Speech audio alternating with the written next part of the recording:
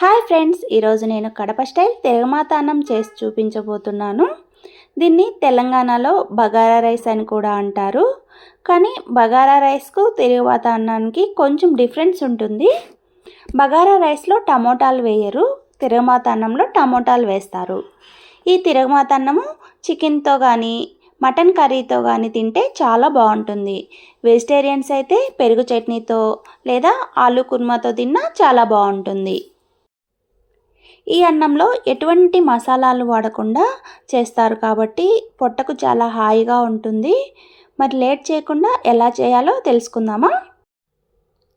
ముందుగా ఇక్కడ నేను 4 కప్పుల బాస్మతి రైస్ తీసుకొని శుభ్రంగా వాష్ చేసుకొని 1 అవర్ ముందు నానబెట్టుకోవాలండి. ఇలా నానబెట్టుకోవడం వల్ల రైస్ అనేది పొడి పొడిగా వస్తుంది మనకు. బియ్యం ఒక 1 అవర్ నానిన తర్వాత స్టవ్ మీద ఒక మందపాటి పాత్ర తీసుకొని అందులో 5 స్పూన్స్ ఆయిల్ వేసుకొని ఆయిల్ హీట్ అయిన తర్వాత 2 ఇంచుల చెక్క, 2 బిర్యానీ ఆకులు తుంచి వేయాలి. జాపత్రి, స్టార్ ఫ్లవర్స్, 4 మరాఠీ మొగ్గలు, 7-8 లవంగాలు, 4 యాలకులు వేసుకొని వీటన్నిటిని 1 నిమిషం పాటు ఫ్రై చేయాలి.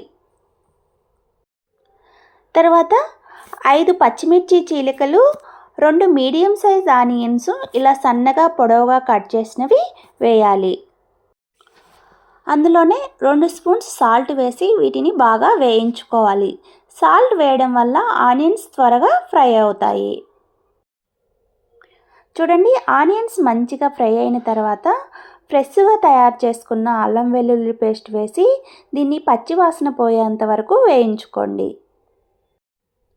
అల్లం వెల్లుల్లి పేస్టు మంచిగా పచ్చివాసన పోయేంత వరకు వేయించుకున్న తర్వాత మీడియం సైజ్ 3 టమోటాలను ఇలా చిన్న ముక్కలుగా కట్ చేసుకొని వేసుకోండి. ఈ టమోటాలన్నీ ఒకసారి బాగా కలుపుకొని మూత పెట్టి టమోటాల పైన ఉన్న స్కిన్ మెత్తబడేంత వరకు మగ్గించుకోండి.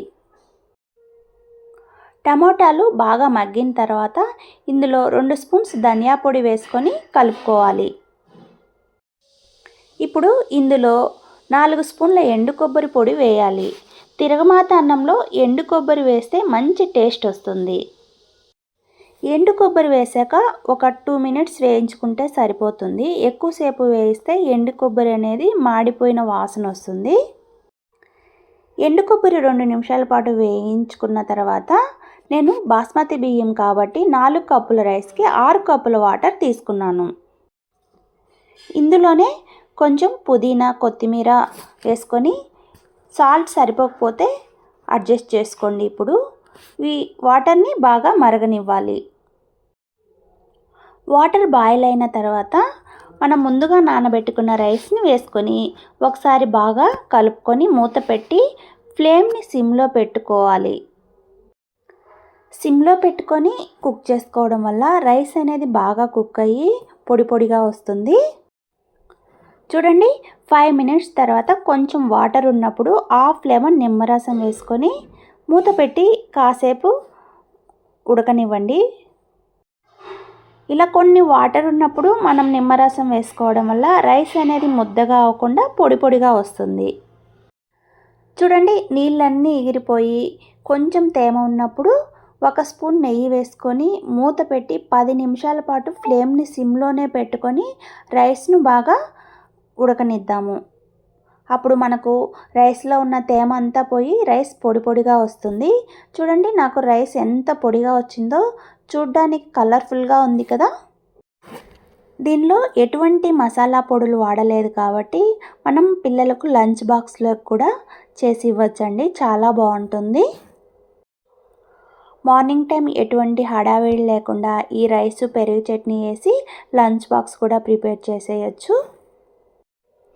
మీకు కనుక ఈ వీడియో నచ్చినట్లయితే లైక్ చేసి సబ్స్క్రైబ్ చేసుకోండి. అలాగే పక్కనే ఉన్న బెల్ గంటను కొట్టడం వల్ల నేను పెట్టే వీడియోస్ ముందుగా మీకే నోటిఫికేషన్ వస్తాయి. అలాగే మీ ఫ్రెండ్స్కు, రిలేటివ్స్కి షేర్ చేయండి. Thanks for watching friends.